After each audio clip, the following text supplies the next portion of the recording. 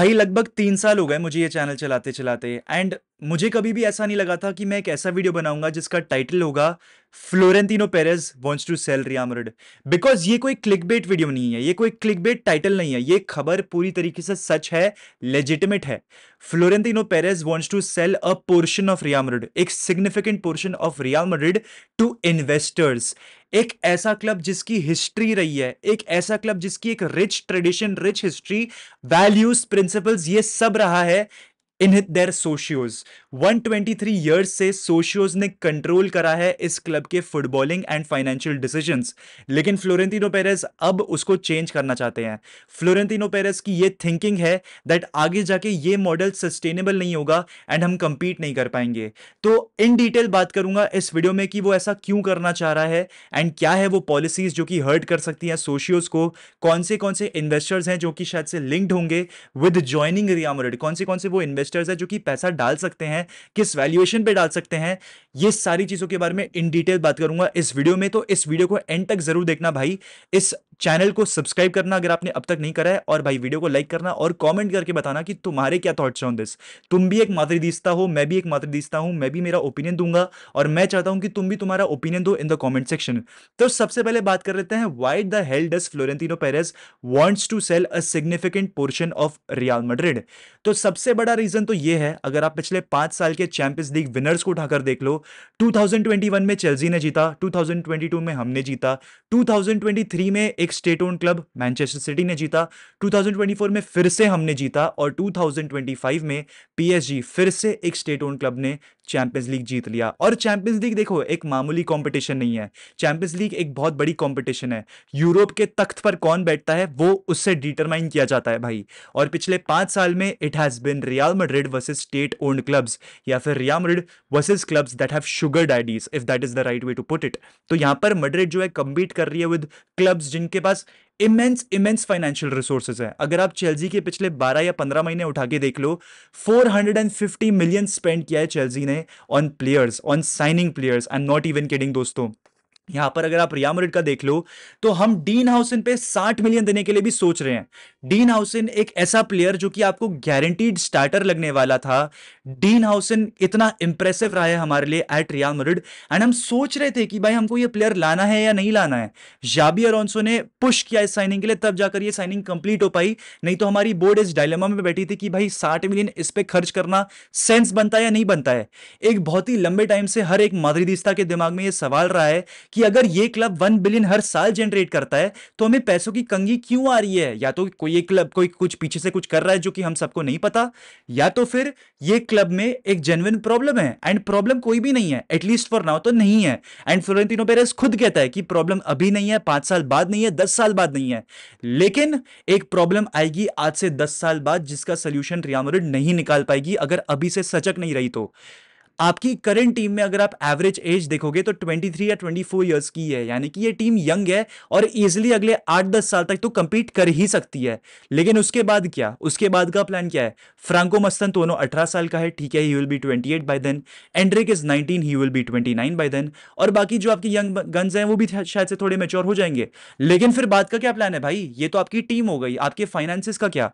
Real Madrid 1 billion generate करती है, लेकिन अगर आप उनके रेवेन्यू शीट को उठाकर देखोगे 970 मिलियन, 980 मिलियन तो उनकी एक्सपेंसेस है। तो प्रैक्टिकली ये क्लब सिर्फ 20 या 30 मिलियन प्रॉफिट जनरेट कर पाता है। एंड मोर इंपॉर्टेंटली तुम्हारा यह समझना बहुत जरूरी है कि रियल मैड्रिड एक फुटबॉल क्लब के होने के अलावा एक नॉन प्रॉफिट ऑर्गेनाइजेशन है, ठीक है, जो कि पूरी तरीके से एक कॉन्ट्रास्टिंग टर्म है from what Florentino Perez wants to propose. यहां पर फ्लोरेंटिनो पेरेज क्या प्रपोज करना चाहता है मैं तुम लोग को वो एक्सप्लेन कर देता हूं। जैसा कि मैंने इस वीडियो में कहा कि भाई रियल मैड्रिड एक नॉन प्रॉफिट ऑर्गेनाइजेशन है। जो भी पैसा थोड़ा बच जाता है वो आपको क्लब में वापस री इन्वेस्ट करना पड़ता है उसके ऑपरेशंस के लिए, ताकि वो स्मूथली हो सके। तो यहां पर अगर आप इन्वेस्टर्स को लेकर आओगे, अगर आप एक certain part of the club बेच दोगे और इन्वेस्टर्स को लेकर आओगे, इन्वेस्टर्स एक्सपेक्ट करेंगे कि आप पैसा निकाल कर दो भाई। आप हमारा पैसा जो हमने डाला है आप वो उसमें से हमको बनाकर दो रिटर्न में।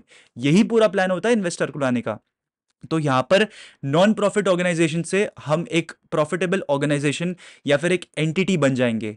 एंड उसके अलावा अब मैं तुम लोग को बताना चाहूंगा हमारा करंट स्ट्रक्चर क्या है, अनटिल अनलेस तुम लोग को नहीं पता हो तो रियल मैड्रिड का करंट स्ट्रक्चर क्या है मैं तुम लोग को वो एक्सप्लेन कर देता हूं। सबसे पहला तो ये पूरी तरीके से ओन्ड है बाय सोशियोज, 100% ओनरशिप जो है फैंस के पास रहती है, सोशियोज के पास रहती है, जहां पर वो एक एनुअल फी करते हैं for membership up to a certain age. अगर आप थोड़े से ओल्ड हो गए हो, 60s के हो या जो भी, तो वो मेंबरशिप फ्री हो जाती है। उसके अलावा एक बहुत ही फ्लोरेंटिनो पेरेस ने एक मुश्किल तरीका सेट किया है for socio to become a socio. यहां पर it is nearly impossible for anyone to become a socio until unless तुम्हारे बाप या दादा या दादी जो भी है कोई मेंबर रहे हो। हमारे लिए ये कैसे ही मैटर करता है, हम तो स्पेन में भी नहीं रहते, but still it is interesting to know all this, right. Socios vote सोशियोज वोट करते हैं असेंबली में to pass various various resolutions. एक तरीके से अगर एक शेयर होल्डर होता है वो जब कंपनी की एनुअल मीटिंग में जाता है, एक पब्लिक लिस्टेड कंपनी की एनुअल मीटिंग में जाता है, तो ये सारी चीजें होती हैं, शेयर होल्डर्स को बुलाया जाता है, सर्टेन रेजोल्यूशंस पास किए जाते हैं, सर्टेन डिसीजंस लिए जाते हैं for the future of the company. उसी तरीके से इस क्लब के फ्यूचर के लिए सोशियोज डिसाइड करते हैं कि भाई अब करना क्या है, कौन सा मैनेजर आएगा, कौन से प्लेयर्स आएंगे, ये सारी चीजें रहती हैं सोशियोज की मीटिंग में। उसके अलावा ये सोशियोज ही हैं जो डिसाइड करते हैं कि भाई प्रेसिडेंट कितने टर्म के लिए रहेगा, कौन कंट्रोल करेगा इस क्लब को और मैनेज करेगा इस ऑपरेशंस को। प्रेसिडेंट और बाकी बोर्ड भी सोशियोज ही डिसाइड करती है। तो यहां पर Florentino Perez is practically loved by the socios. Socios पूरी तरीके से अंधा विश्वास करते हैं फ्लोरेंटिनो पेरेस पे। तो अगर फ्लोरेंटिनो पेरेस ये मॉडल ले आया तो वो हर्ट कर देगा फुटबॉलिंग साइड को, यहां पर सोशियोज को हर्ट कर देगा। एंड जो बिलीफ है सोशियोज का वो थोड़ा सा कम हो जाएगा on Florentino Perez. But Florentino Perez की पूरी तरीके से प्रायोरिटी है to please the socios. Florentino Perez कुछ भी कर देगा to win that trust back, तो that is not going to be that big of a problem. उसके अलावा प्रेसिडेंट एक पैसा नहीं कमा सकता इस क्लब से और बाकी के बोर्ड मेंबर्स भी नहीं कमा सकते एक भी पैसा फ्रॉम दिस क्लब, यानी कि Florentino Perez is not earning from Real Madrid. उसके अलावा ये सेम एग्जैक्ट मॉडल लगभग almost similar Barcelona, Athletic Club de Bilbao और ओसासुना के पास है इन ला लीगा। उसके अलावा सारे क्लब्स के डिफरेंट डिफरेंट मॉडल्स हैं, I am not going to get into that. अब जो नया स्ट्रक्चर है वो है क्या, मैं तुम लोगों को वो एक्सप्लेन कर देता हूं। तो भाई रियल मैड्रिड जो है अपनी 100% क्लब ओनरशिप को चेंज कर देगी टू अ 50+1 स्ट्रक्चर, जहां पर पूरा स्ट्रक्चर मिलता जुलता होगा to Bayern Munich and other Bundesliga clubs. Borussia Dortmund, Bayern Munich ने ये सिमिलर स्ट्रक्चर लाके रखा हुआ है। And I will be very clear on this, Real Madrid जो है पूरी तरीके से मेजॉरिटी कंट्रोल करेगी, यानी कि सोशियोज जो है पूरी तरीके से कंट्रोल करेंगे रियल मैड्रिड को। सिर्फ एक डिफरेंट एबिलिटी आ जाएगी रियल मैड्रिड के पास टू रेज कैपिटल, यहां पर मैड्रिड कैपिटल रेज कर सकती है। एंड क्लब के पास पूरी तरीके से ऑप्शन रहेगा टू लिक्विडेट 49%, यहां पर 51% ओनरशिप इंटैक्ट रहेगी सोशियोज के पास, लेकिन 49% जो है लिक्विडेट किया जा सकता है, डाइल्यूट किया जा सकता है एंड इन्वेस्टर्स को लाया जा सकता है, फॉरेन इन्वेस्टर्स को लाया जा सकता है to invest money into the club. Real Madrid जो है पूरी तरीके से 49% को इंजेक्ट नहीं करने वाला है, यानी कि 49% को एक साथ लूज नहीं करने वाला है। It will be on a 5% basis, basically 5% के बदले 500 मिलियन और फिर $10 बिलियन वैल्यूएशन, ऐसा कुछ किया जाएगा। And it will not be that Madrid loses it's 49%। तो प्रैक्टिकली अगर देखा जाए, अगर इन्वेस्टर्स आते हैं 5% ले लेंगे क्लब का, लेकिन उसके बावजूद 95% सोशियोज के पास ही रहेगा। एक और चीज जो आपको समझनी पड़ेगी कि ये प्लान इनटू मोशन सिर्फ तब आएगा जब मैड्रिड एक रिस्क के सिचुएशन पे आएगी, यानी कि मैड्रिड को कोई इमरजेंसी क्राइसिस हो जाएगी या फिर कोई रिस्क होगा या फिर क्लब का एक बहुत ही बड़ा एक्सपेंशन प्लान होगा, सिर्फ तभी मैड्रिड अपनी इक्विटी को डाइल्यूट कर सकती है। उसके अलावा मैड्रिड एक बार भी अपनी इक्विटी को डाइल्यूट नहीं कर सकती है।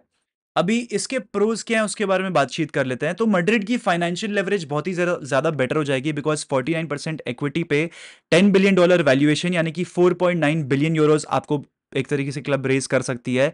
एंड उसके अलावा एक और चीज जो आई थिंक तुम लोगों ने नहीं सोची होगी वो ये थी कि रियल मैड्रिड फाइनेंशियली काफी ट्रांसपेरेंट हो जाएगी, यानी कि हर एक मेंबर को पूरी अच्छी तरीके से चिट्टा किट्टा पता होगा of what is happening at the club, because यहां पर इन्वेस्टर्स इन्वॉल्व है। आपको इन्वेस्टर्स को राइट रिपोर्ट्स देनी पड़ेगी एंड उसके अलावा सोशियोज को भी राइट रिपोर्ट सबमिट करनी पड़ेगी। तो बेसिकली बार्तेमियो ने जो बार्सिलोना के साथ किया था एक टाइम पे, जहां पर आपको कुछ भी समझ में नहीं आ रहा था कि इस बंदे ने करा क्या है, कोई भी चीज जो है ट्रांसपेरेंट नहीं थी, सब कुछ बहुत ही वेग था, सब कुछ फ्रॉड था, वो पूरा सिनेरियो मैड्रिड के साथ पूरी तरीके से कट डाउन हो जाएगा। तो यानी कि अगर मैड्रिड का जो अगला प्रेसिडेंट होगा फ्लोरेंटिनो पेरेस के बाद, अगर वो कुछ गलत काम करता भी है तो वो तुरंत यहाँ पर लाइट पर आ जाएगा, बिकॉज द इन्वेस्टर्स और the socios will be behind him. तो यहाँ पर पूरी तरीके से सोशियोज को और ट्रांसपेरेंसी मिल जाएगी, they will know what is happening with the club and there will be proper plans, ठीक है, कि फाइनेंसेस आपको कैसे मैनेज करना है, क्या नहीं करना है। अब यहाँ पर कॉन्स तो ऑब्वियसली बहुत ज्यादा बड़े हो जाते हैं, बिकॉज मैड्रिड जो है एक नॉन प्रॉफिट ऑर्गेनाइजेशन नहीं रहेगी। Now how does that work in the Spanish law, I don't have any clue about that, but उसके पीछे एक बहुत बड़ा लूप होल है भाई। अगर नॉन प्रॉफिट ऑर्गेनाइजेशन नहीं है तो obviously we will be charge a heavier tax. तो यहाँ पर मैड्रिड अपना रेवेन्यू कैसे बचाने वाली है, आई ऑनेस्टली डोंट नो। उसके अलावा दूसरी चीज यहाँ पर मेरे लिए कंसर्न है एक फुटबॉलिंग एंगल भाई, जो कि शायद से सबसे बड़ा चीज है यहाँ पर। आप सोशियोज की पावर को कम कैसे कर सकते हो, बिकॉज ये 100% ओनरशिप सोशियोज के पास है, ठीक है। तो यहां पर 100% में से डाइल्यूट हो जाएगा भाई, सारे सोशियो मेंबर्स की पावर कम हो जाएगी। तो यहां पर सोशियोज को जो है बिलीफ कम रहेगा over the club, that is what I am feeling. और क्लब जो है एक तरीके से डाइवर्ट कर सकता है अपने आप को from sporting goals to financial goals.